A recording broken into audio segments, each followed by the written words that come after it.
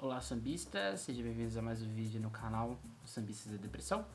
Meu nome é Emerson Porto Ferreira e hoje nós vamos dar início a uma série chamada Sambistas no Enem. O que é essa série? Venha conosco para descobrir um pouco mais e caminhar na história do Brasil de um ponto de vista um pouco mais didático usando o samba enredo.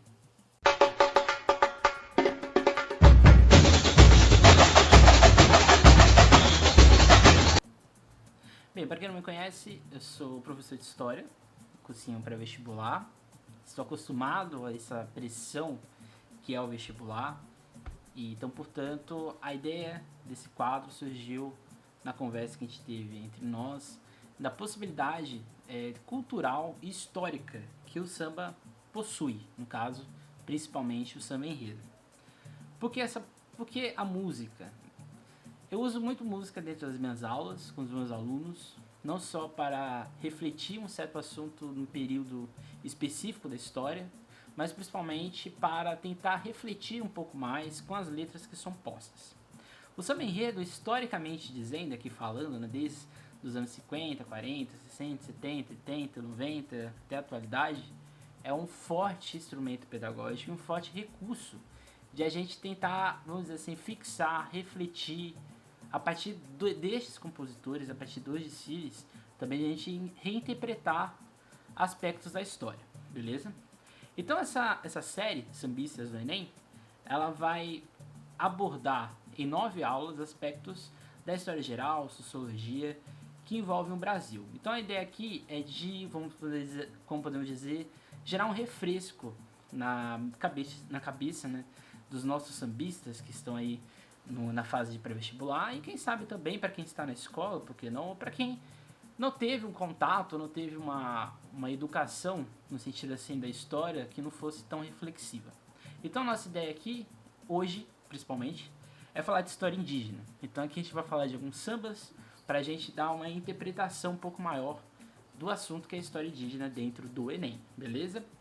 Então a gente vai falar aqui da Imperatriz, Mocidade Alegre, Mocidade Independente Padre Miguel e assim por diante, beleza? Então venham conosco para agora interpretar a história indígena. E o primeiro samba que a gente vai falar agora é da Imperatriz de 2017, beleza? Sou guerreiro imortal derradeiro, desse chão senhor verdadeiro, semente eu sou a primeira, da pura alma brasileira. Como a gente pode perceber no samba da Imperatriz de 2017, no caso na homenagem aos povos do Xingu, no caso que foi o enredo da escola, existe um ponto fundamental que está permeado dentro do Enem quando a gente vai falar da história indígena. A história indígena é um ponto fundamental dentro do Exame Nacional do Ensino Médio. Por quê? Porque a gente consegue entender que a história dentro do currículo, principalmente, ela tem se alterado com a Lei 11.645, que tem a obrigatoriedade de mostrar ou de inserir o indígena ou a história dos povos indígenas dentro do contexto de formação do Brasil.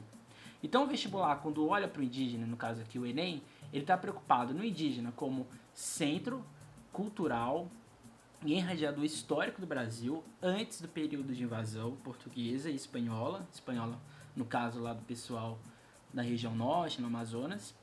Está preocupado com a ancestralidade, com os vestígios históricos, e aqui a gente está falando da cerâmica, a gente está falando das urnas ritualísticas desses povos, dessas etnias, principalmente os Tapajós e os Marajoaras, e também a ancestralidade desses povos indígenas, que está permeada na ideia exatamente das pinturas rupestres. E no samba da Imperatriz a gente tem isso bem claro. Quando ele fala que sou guerreiro imortal, derradeiro deste chão, o Senhor verdadeiro, então está sendo indicado que, independente do que for acontecer, ou dependente dos marcos cronológicos e assim por diante, de demarcação de terra, o indígena ele é pertencente dessa terra antes de qualquer pessoa, antes de qualquer grupo institucional. E a gente só consegue entender isso exatamente pela ancestralidade desses povos indígenas. Tanto é que a letra continua, né? Semente eu sou a primeira da pura alma brasileira. Então se a gente fosse falar assim, quem é o povo originário, quem é o povo que remete à alma brasileira, seriam os povos originários, seriam os povos nativos. Em cada canto um herdeiro de Luzia. Como a gente pode perceber no Samba da Imperatriz de 2018, a gente tem uma outra percepção da ideia de ancestralidade indígena. O samba de 2017 da Imperatriz, a gente tem uma percepção do indígena na sua ancestralidade, ou seja, na sua cultura, nos seus hábitos, que estão acontecendo ali num período que, sei lá, está datando de ano 1500, 1600, 1700, ou seja, é uma sedimentação cultural recente. Porém, existe uma outra percepção que está aqui no Samba da Imperatriz de 2018, que é a percepção desses materiais como patrimônio histórico. No caso, as lascas de cerâmica, seja de pratos ou de urnas, no caso, como a gente viu nas imagens anteriores. Inclusive, essa lógica é que estava, por exemplo, no Museu Nacional, que é o Enredo da Imperatriz de 2018, né? O Samba da Imperatriz de 2018, ele tem o compromisso de falar do patrimônio histórico brasileiro, que está nesses vestígios. Só que existe um elo ancestral do indígena, que são exatamente essas pinturas rupestres. São essas lascas de metal, esses materiais, vamos dizer assim, utilizados na caça, na colheita e assim por diante, que é, por exemplo, os fósseis, no caso de Luzia, que é citado no samba, né? Em cada canto um herdeiro de Luzia. Esses fósseis, eles são, provavelmente, Luzia poderia ter feito essas pinturas rupestres que existem no Pará.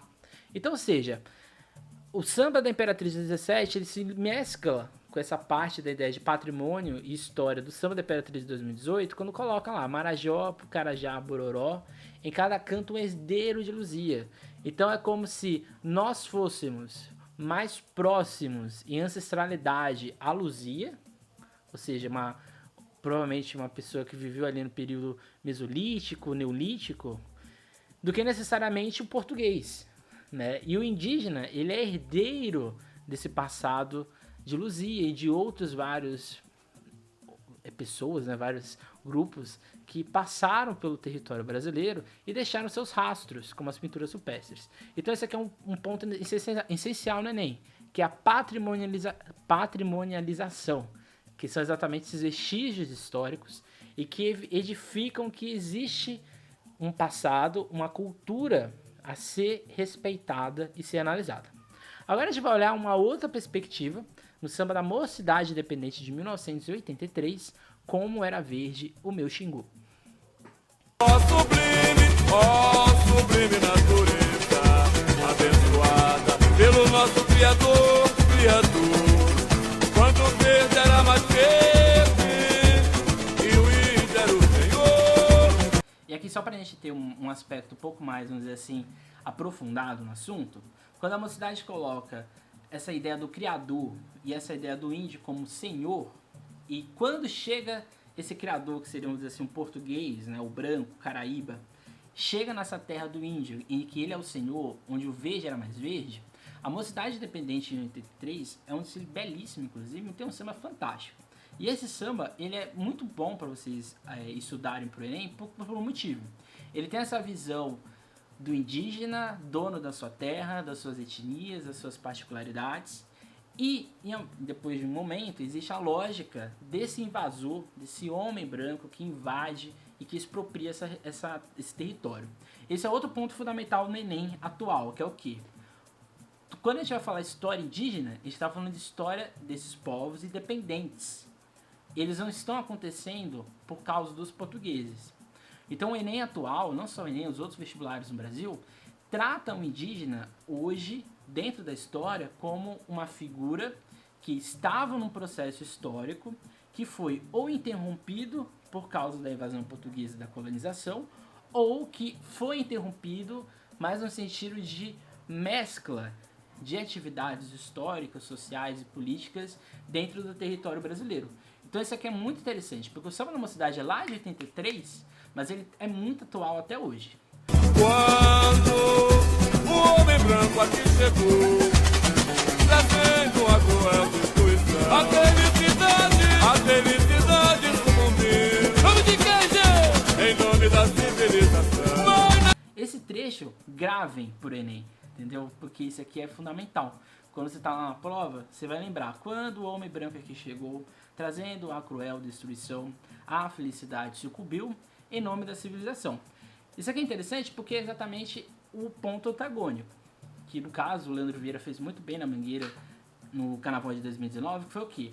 O start do desfile dele foi o quê? A cerâmica Tapajós, a cerâmica Marajoara, ou seja, o ponto de vista inicial do desfile da Mangueira foi indígena. E é exatamente a oposição a essa lógica. Porque quando o homem branco aqui chegou, ele trouxe, não foi um progresso para esses povos indígenas, que é o samba da Mocidade de 83 está falando.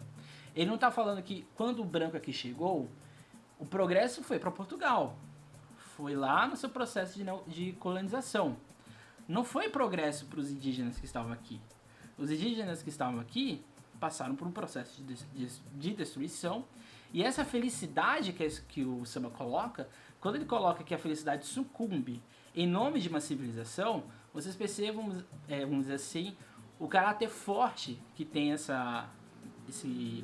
samba e que tem o caráter que isso também tem no Enem. Agora a gente vai ver um samba da Mocidade Alegre de 2006, em que a gente vai tratar dessa ideia da invasão e do indígena visto pelo português. Homem branco veio invadir e despertou das profundezas maus espíritos.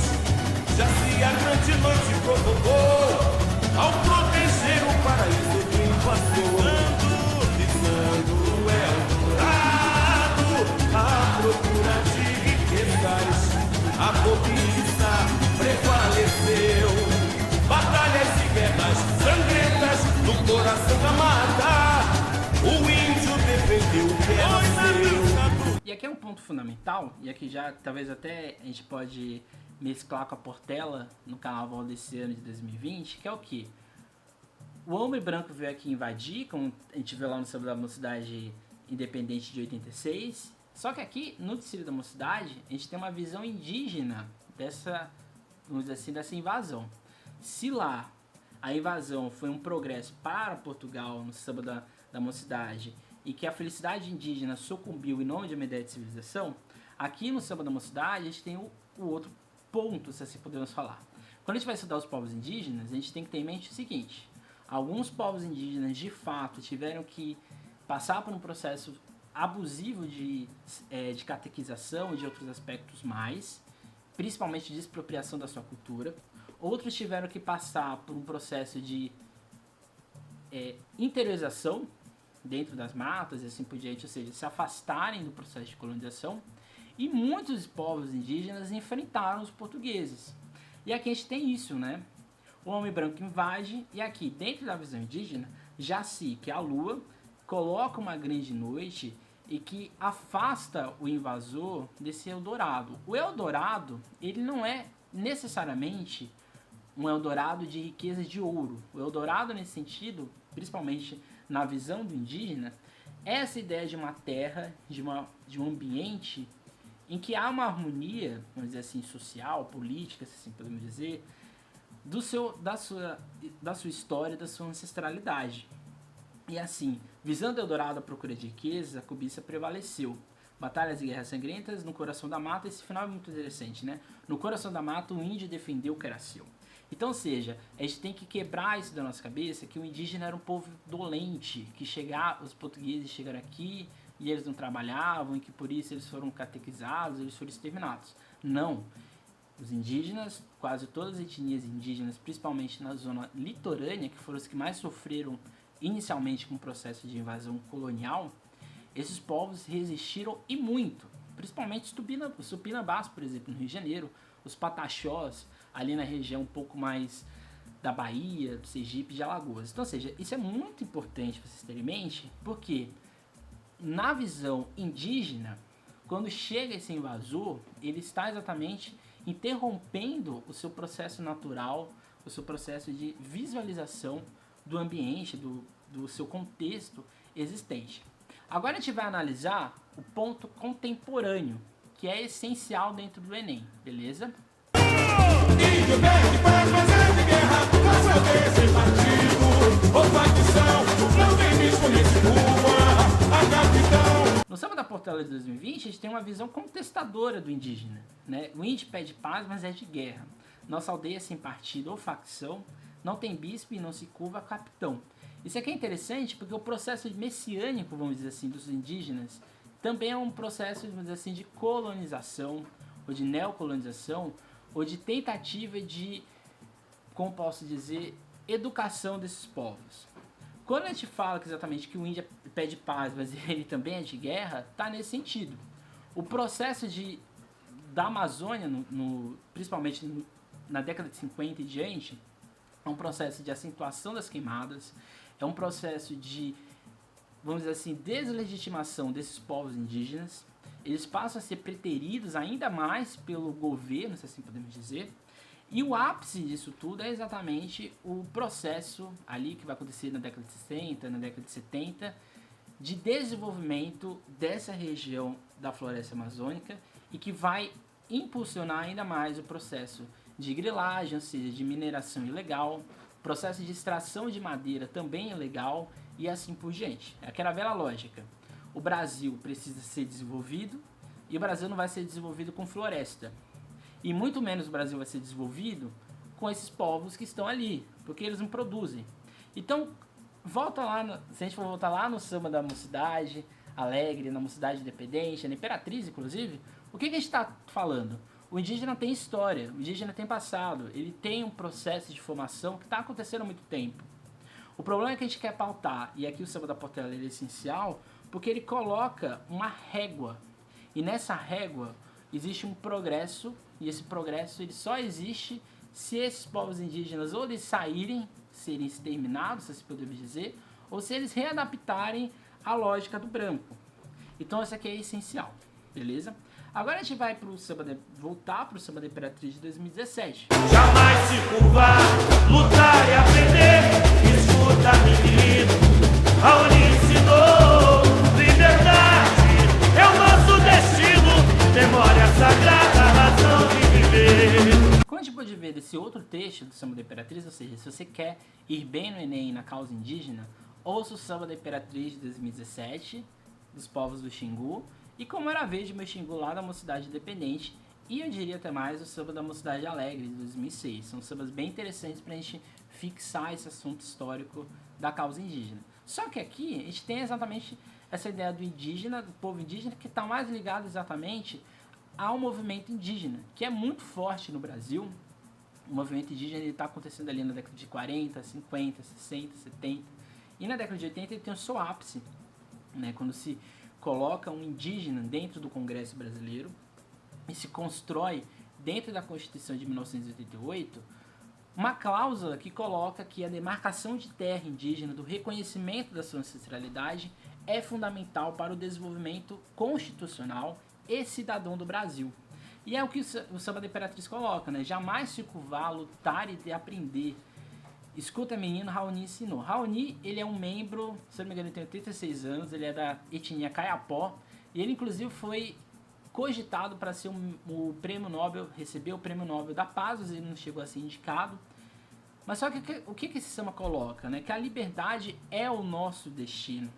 Memória sagrada, razão de viver. Ou seja, você lembra lá da ideia das pinturas, das cerâmicas, da ancestralidade da voz e assim por diante? É o que a gente está falando aqui. É uma memória sagrada. Quando a gente fala que a liberdade é o nosso destino, é exatamente a liberdade dessa soberania, a liberdade destes povos. Então você perceba que o samba da Imperatriz, de 2017, por mais que ele fale só de uma etnia, que no caso são xinguanas, os várias etnias que compõem o Pacto Nacional do Xingu, aqui a gente está falando exatamente de quê? De um processo sedimentar muito forte, muito arraigado. O último samba que a gente vai ver agora é o samba da Nenê de 1975, só para a gente fechar essa ideia. O cacique rodou a baiana, Bruna vestiu camisa, gravata e paletó. Mas o branco soberano só explorando até que o índio disse ó. O cacique Juruna, ele foi o primeiro parlamentar indígena a assumir um cargo dentro do Congresso. No caso, ele foi deputado federal. Ele era muito polêmico, exatamente porque ele atacava a todo momento o governo da época. O Brasil ainda estava ali na transição do período militar para o período que a gente vive na redemocratização. E o cacique Juruna, ele era uma figura muito folclórica também. Ele, inclusive, foi, como podemos dizer, ele foi proibido de entrar nas discussões do Congresso com os ornamentos da sua etnia local. Ele era constantemente atacado e proibido por várias outras ações. Quando a Neneco fala, né, que o cacique rodou a baiana, o Jurema vestiu a camisa, gravata e paletó, mas o branco soberano só explorando até que o índio disse, ó. Isso aqui é o resumo.